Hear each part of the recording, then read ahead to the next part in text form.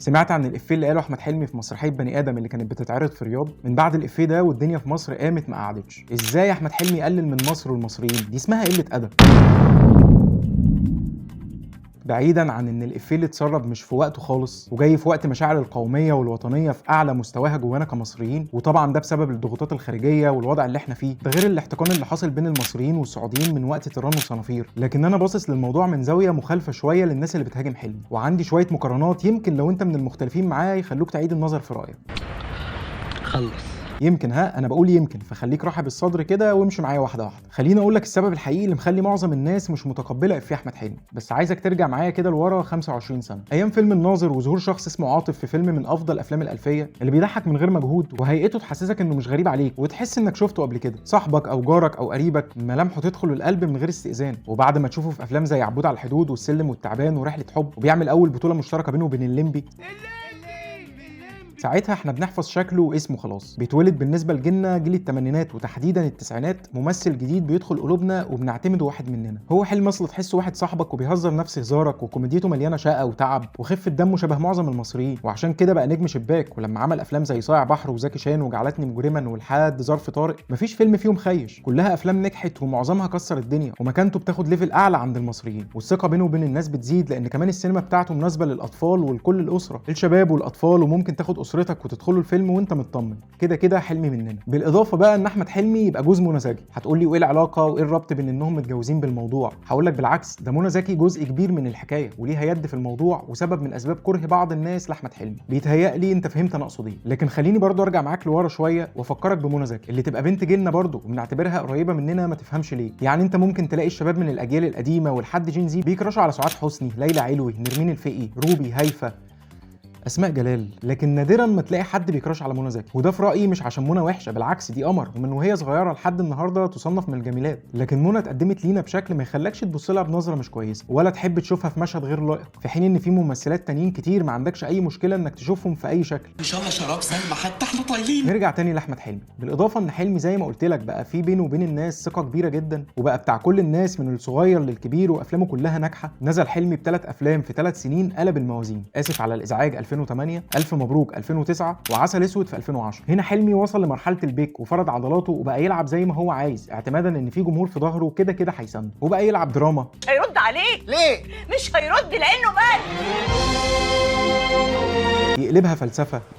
انتوا عارفين في اسهم بيبقى الواحد فاكر انها خسرانه، مع انك لو فكرت شويه هتكتشف ان دي الاسهم الكسبانه اللي كان المفروض تراهن عليها من زمان. يديها كوميديا سوداء. دي بتعلم الكيدز غلط يا سعيد، هي دي اللي بتعلم حماس اخوك. شفت سد معاك ازاي؟ يا سيكس.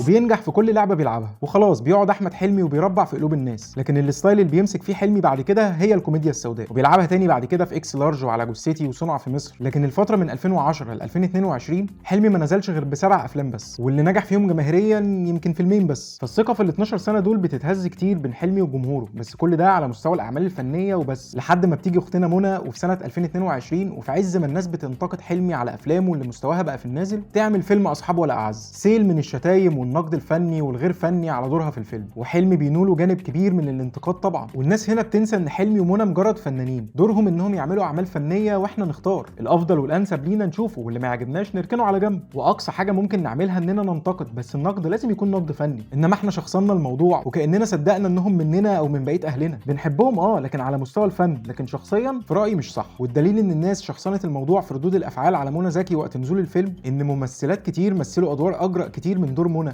ومع ذلك ما نبهمش الكم ده من الشتايم والنقد. لكن ممكن تقول ان من عشم الناس في الاثنين دول تحديدا وانهم شايفينهم في مكانه مختلفه، فعلى قد العشم على قد العتاب. لكن برضه ممكن تقول لي ان ده موضوع شخصي مع منى زكي وملهوش علاقه باحمد حلمي والإفيه اللي قاله. دور منى في النهايه حاجه تخصها، لكن اللي قاله حلمي في المسرحيه يخصنا كشعب مصري. هقول لك ان دور منى زكي ما هو الا انه كان السبب الاكبر في هدم العلاقه بين حلمي وجمهوره، اللي بعد ما كانوا شايفينه ابن البلد اللي منهم لشخصيه تانية مش متقبلين منها اي حاجه. وزي ما المثل المصري بيقول لك حبيبك يبلع لك الزلط وعدوك يتمنى لك الغلط، ده بالظبط اللي حصل مع حلمي. الجمهور خلاص مش هيبلع له اي زلطه تاني بعد كده، واي حركه كده ولا كده هيثور عليه. وايوه انا اقصد ان لو علاقه حلمي بجمهوره لو زي زمان كان عدى الموضوع عادي جدا وكنا بررنا له اللي حصل وانه عادي الراجل بيهزر. طب ما الفيسبوك وتويتر غرقانين تريقه بين المصريين والسعوديين بالكبسه والطعميه، وصلت كمان لملاعب الكوره.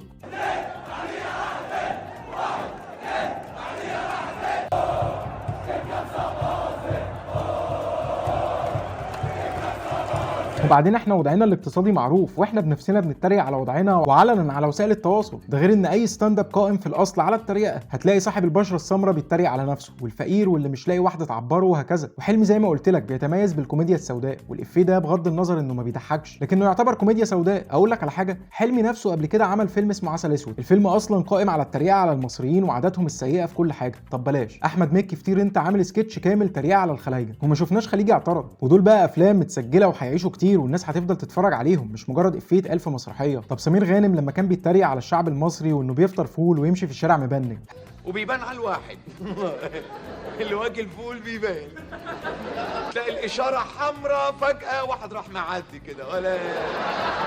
هل ده كان تقليل من الشعب المصري؟ والاكيد ان كان في خلايجه بيحضروا المسرحيات دي، وممكن جدا انها كانت بتتعرض في الخليج اصلا. طب هقول لك على حاجه، مش يمكن اصلا المشهد اللي قبل الافيه ده لو عرفنا كان عباره عن ايه يخفف شويه من حكمنا على حلمي؟ بص يا سيدي، المشهد اللي قبل الافيه كان كالاتي: من اول المشهد وحلمي كان بيتريق على انخفاض قيمه الجنيه، وان العيشه بقت غاليه وسعر العمله ضرب كل حاجه، ويا بختهم اللي اشتغلوا بره مصر وبيقبضوا بالعمله الصعبه، وكل ده في اطار لطيف والجمهور متجاوب معاه كمان، وبيأمن على كلام حلمي في مواجع الناس عن الغلاء. وبعد كده بيتنقل في الصاله بين الجمهور وبيشاكس الناس، وبيتريق ان اللي قاعدين بلكون دول ارخص تذكره، وان دول يا عيني الغلابه، واللي اقرب شويه اغلى، وهكذا. وبالمناسبه انت لو حضرت اي عرض ستاند اب كوميدي او حتى شفت على اليوتيوب، الافيه ده تحديدا بيتكرر كتير جدا. المهم ان كل ده كان بيحصل في المسرحيه بدون اي تطاول او اهانه والناس متجاوبه. وبعدين بيجي على الصف الاول وبيكلم واحد لابس خليجي وبيقول له طبعا انت دافع 3 ابيض من عملتكم ودول يقعدوك صف اول، لحد ما بيجي عند واحد لابس لبس عادي مش خليجي وبيقول له انت منين؟ انا من مصر. وبعدين بيقول له الافيه اللي خلى الناس كلها تقوم على احمد حلمي لحد دلوقتي: ايوه اهلا اهلا اهلا اهلا وسهلا صف اول، اهلا وسهلا اهلا وسهلا. انت منين؟ مصر صف اول؟ ده اكيد معزوم، ده اكيد معزوم.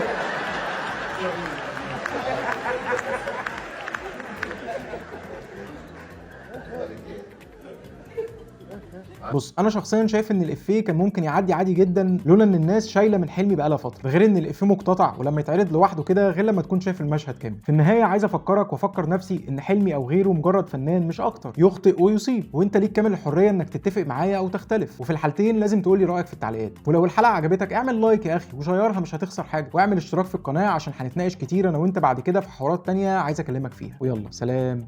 هنعمل فصول تقوية للطلبة المجتهدين، وفريق المزيكا ما تنسوش معاكم الساعة 6. شكرا. لو كان الأمر أمري، لو كان في شيء في يدي كنت أقدر أشتري لك جزيرة. انت بتعمل كده ليه؟